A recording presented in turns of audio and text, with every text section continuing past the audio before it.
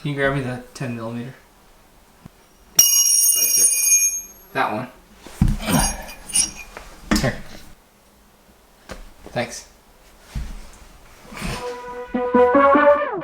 On the last episode, we tore into our bus transaxle to fix some sloppy shifter bushings.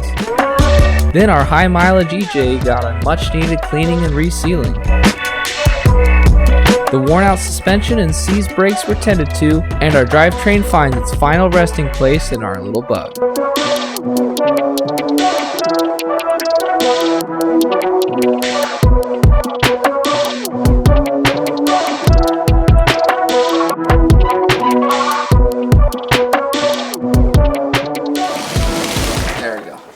So in order for us to run an EFI engine, the one thing we do need is a return line, right? Because with any EFI setup, you have pressure line coming from the tank, and then you have a return for whatever the fuel system doesn't use. What I've done here is I've gone ahead and bought myself this little adapter fitting, and it's to add a return line to a tank. So we're actually going to run a hard line up through this little access hole that's in the top there over to here, and we're going to put the return line somewhere in this general vicinity on the tank. So the way that this thing works is you have your little gasket here. It comes with this bolt that helps compress the thing. So we drill a 1/2 inch hole, and then as we tighten this down, it will pull and basically swedge the back of this fitting and hold it tight. So it's a way to have a bulkhead into the tank without having access to the back side of this. So let's see if it works.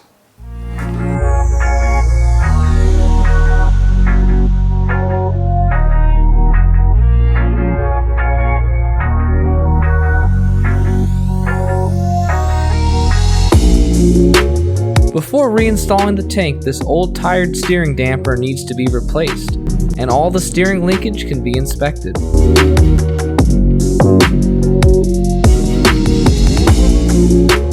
So our little Volkswagen here has been knocked in the front, looks like. This is all wrinkled up, and the new fuel tank doesn't actually fit because this has been bent in. So we're gonna have to do a little bit of finessing with a hammer.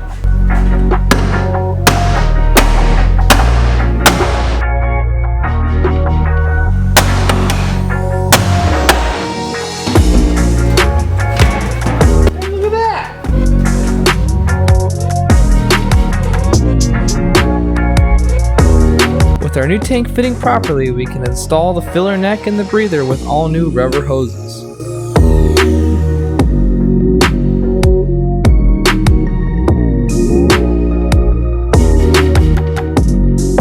Alright, so the tank is in for the last time. Let me give you a tour of the fuel system. I didn't get to capture all the bending of the hard lines because it was just, oh god, it was kind of a pain. But I'll give you the tour of our new EFI fuel system for our bug. So we'll start off down here at the bottom of the tank.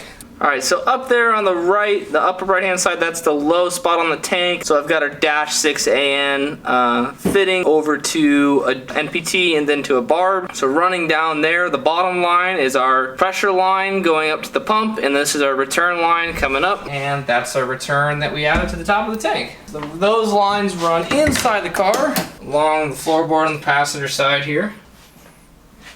Cross over, come up, out the back. Up underneath here, we have our Walbro 255 into a factory Subaru fuel filter. So that's just a factory Subaru part, which is really nice for maintenance, into our fuel lines here. And everything should be nice and protected and far enough away from the wheel well that we shouldn't have any interference with rocks or things like that. Fuel system done.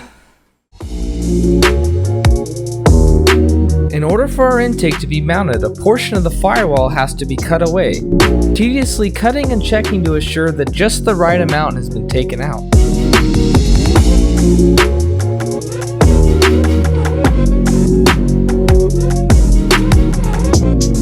Next, the original rear cage needs to be prepped so that we can begin modifying it for our new setup.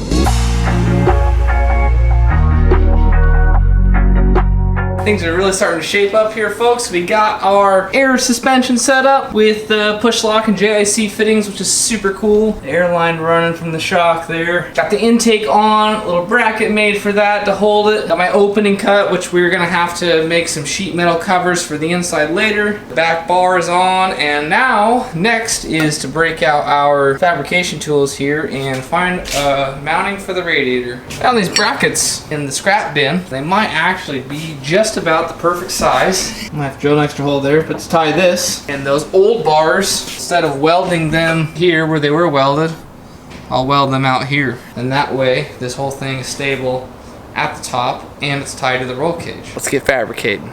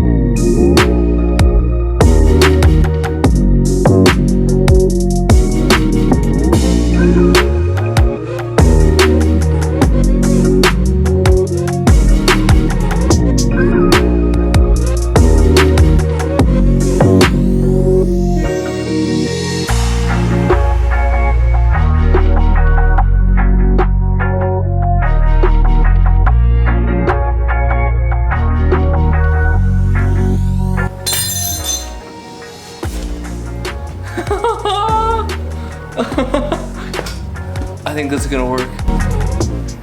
All right, so we finally got the correct bus CV joints in, and you can see there's a pretty big size difference between the bug and the bus. The idea here is, check this out. That's our axle shaft from the bug, and it's already the correct length. It's 16¼ inches I measured. So for those of you who know what's going on here, yes, we probably are going to destroy the bug CV joints because they're not really rated for the horsepower that the EJ is putting out. But I figured let's just get this thing on the road, and I have another idea for modifying our stub shafts to get rid of the bug joints altogether. We're gonna deal with that when we get there. The only difference here, this is about 950 wide. This is about 1 inch 140 and 1 inch 150. So problem here is that from the shoulder to there, we don't quite have enough room. So what we have to do is take one end of both of the axle shafts and just take the shoulder and turn the shoulder back. That's actually not gonna reduce the spline area that much because there's kind of a counterbore right here anyway. So it's actually gonna work out perfectly for us. And then we should be able to put our axles together. I successfully modified our axle shafts here. Here's the groove here. Undercut the back side of the spline here. Voila. You can see the snap ring groove sticks out that front side there, so we can put our CV joints together.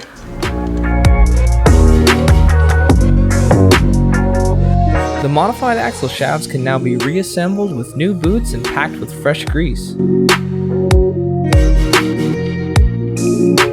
After mounting the CV axles onto their drive flanges, the only thing left to do is to compress the suspension and check for proper axle float.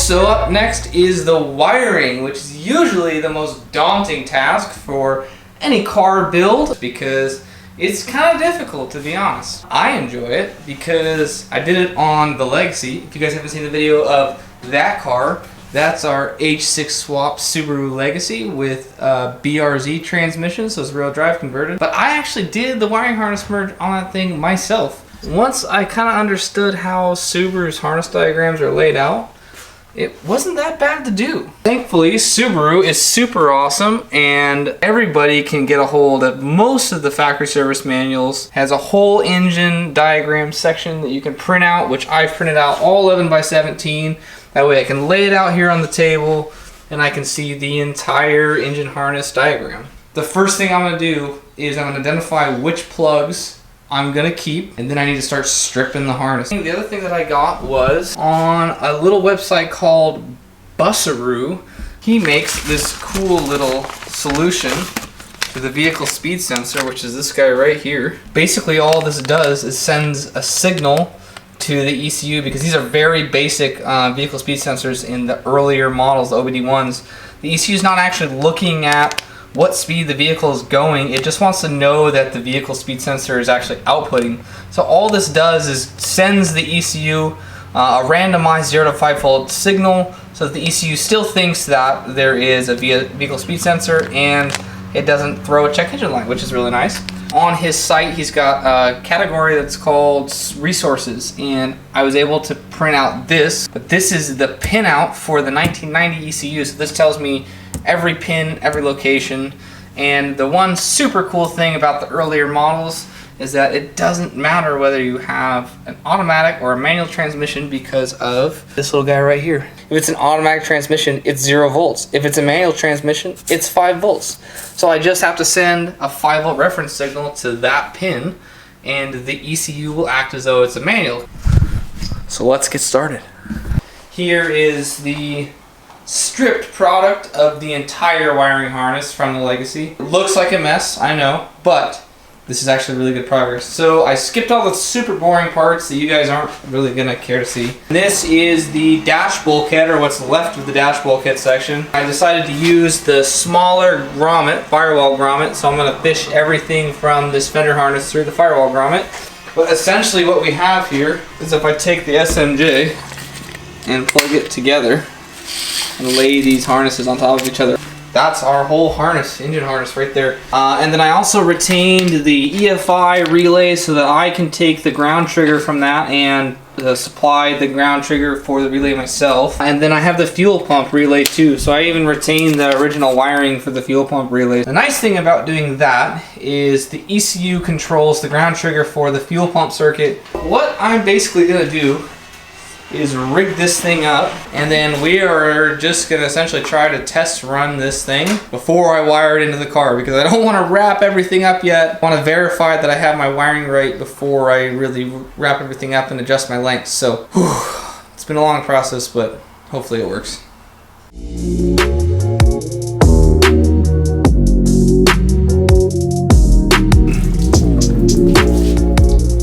Sweet. Before we attempt to fire this beast, the fuel system needs to be pressurized and inspected for leaks. Look at that, it's got like a little pour spout, and I just flung it everywhere. Oh, can I do it? Oh, look at that, that pour spout makes it so nice. Yes, folks, I am filling it up with fluids because we might actually hear this thing run. It's funny to think of this motor as a performance motor. I guess in you know, in relation to the 36 horsepower 1600cc motor that was in here, it is kind of a performance motor. Just a little bit nervous. I really don't want to fry the ECU. When I plug the ECU in, EFI will come on. Fuel pump should prime for like 5 seconds. So we should hear the fuel pump come on. That's a very good sign. Woo! Okay. Woo! We're feeling good. All right, you ready? It's gonna be loud. I'm ready.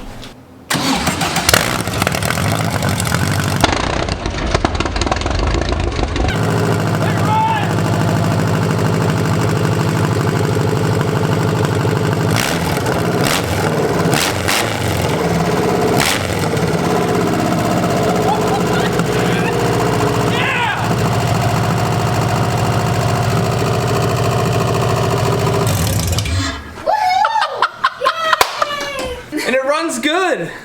Yeah, that sounded perfect. It didn't miss or anything. Sounded like a Subaru. Yeah. Wow, that was dope. Okay, I'm happy.